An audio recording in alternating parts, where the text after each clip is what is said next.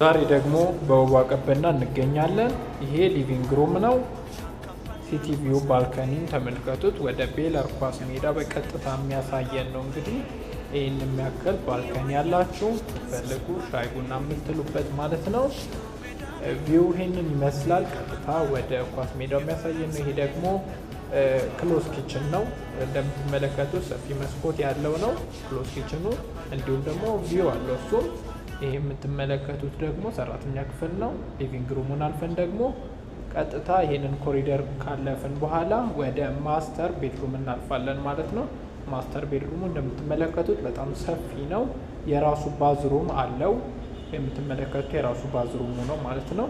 ማስተር ቤድሩሙ እንግዲህ የራሱ ባልከኒ ያለው የሚያምር ቪው ያለው ባልከኒ ያለው። ቀጥሎ የምንመለከተው ደግሞ ኮመን ባዝሩም ነው። ይሄ የጋራ ባዝሩማቸው ነው ማለት ነው። በጣም ሰፊ ነው። ቀጥሎ ማሳያችሁ ደግሞ ሁለተኛውን ቤድሩም ነው ማለት ነው። ሁለተኛው ቤድሩም የራሱ የቁም ሳጥን ቦታ አለው።